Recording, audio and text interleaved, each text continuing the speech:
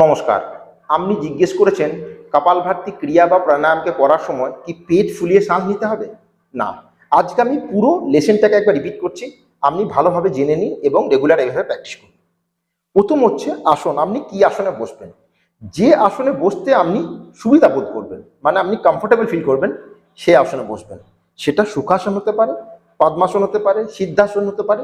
তো এখন আমি সুখাসনে বসে আছি এবং রেগুলার যদি প্র্যাকটিস করা যায় তাহলে আপনি বসবেন পদ্মাসন, মানে এইভাবে। বোঝা গেছে? মেরুদণ্ড থাকবে স্ট্রেট, ক্লিয়ার। এবং আপনি যখন শ্বাসকে ফোর্সফুলি ছাড়বেন, পেট ফুলিয়ে শ্বাস নয়, শ্বাসটাকে ফোর্সফুলি ছাড়তে হবে, মানে আর শ্বাসটাকে যখন ছাড়বো, পেটটাকে, আমার এই পেটটাকে ভেতরের দিকে ধাক্কা দেবো। ঠিক দেখুন, দেখা যাচ্ছে? মানে পেটটাকে ভিতরের দিকে ধাক্কা দেওয়া এবং শ্বাসটাকে ফোর্সফুলি ছাড়া, এই দুটো কাজ একসাথে হবে, ক্লিয়ার। আর শ্বাস নেওয়াটা যে ইনহেলিংটা সেটা হবে অটোমেটিক। আপনাকে স্ট্রেট ভাবে বসতে হবে পদ্মাসন বা সুখাসনে। হাতের মুদ্রা হবে জ্ঞান মুদ্রা বা চিন মুদ্রা। এই ইন্ডেক্স ফিঙ্গার আর থাম, এই দুটোকে একত্রিত করে এইভাবে রাখলে এটাকে বলা হয় পদ্মাসনে জ্ঞান মুদ্রা। এইভাবে নয় কিন্তু, এইভাবে রিল্যাক্স এবং কমফোর্টেবল। মেরুদণ্ড থাকবে স্ট্রেট এবং আমি যেমন করে নাক ঝাড়ি, ঠান্ডা লাগলে আমরা নাক ঝেড়ে থাকি, তখন দেখবেন নাকটাকে আমরা ঝাড়ি, মানে শ্বাসটাকে ফোর্সফুলি ছাড়ি, ঠিক পেটটাকে ভিতরের দিকে ধাক্কা দিই। ঠিক ঠান্ডা লাগলে যেমন করে আমরা নাককে ঝাড়ি, সেইভাবে ধীরে ধীরে শ্বাসটাকে ফোর্সের সাথে ছাড়বো এবং পেটটাকে ধাক্কা দেবো।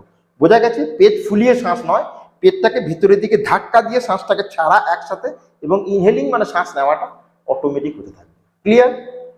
এইভাবে বসবো এবং এই কপালভাতি ক্রিয়ার 3টে গতি। প্রথম দিকে আমরা 5 মিনিট করবো, শুরুর দিকে 1 মাস 2 মাস আমরা ধিমি গতিতে, মানে স্লো গতিতে, মানে প্রত্যেক সেকেন্ডে একটা করে স্ট্রোক দেবো সিধাভাবে বসে। আর যখন আমি স্ট্রোকটাকে দেবো, না বডির কোনো নাড়াচাড়া হবে না। আমরা যেমন এরকম করে থাকি, বা কখনো কখনো দেখেছি এরকম করে থাকি, বডির কোনো নাড়াচাড়া বা গর্দনের কোনো নাড়াচাড়া হবে না। বডি থাকবে স্ট্রেট এবং মেরুদণ্ড থাকবে একদম স্ট্রেট সিধা, কোনো রকম নাড়াচাড়া বা হেলাডোলা হবে না। প্রত্যেক সেকেন্ডে একটা করে শ্বাস দেবো, ফোর্সফুলি শ্বাসটাকে ছাড়বো। তো দেখা যাক।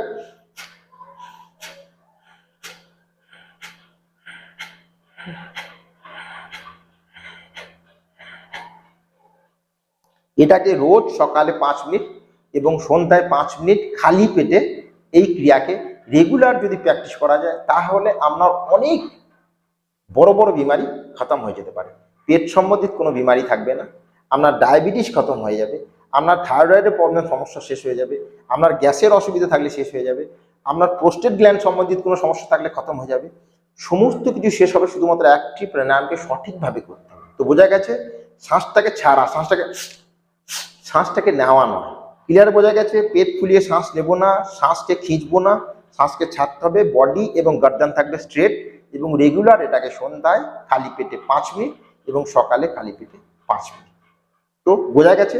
না বুঝতে পারলে আপনি কমেন্টে লিখবেন। Thank you, take care, good bye এবং স্টে হেলদি।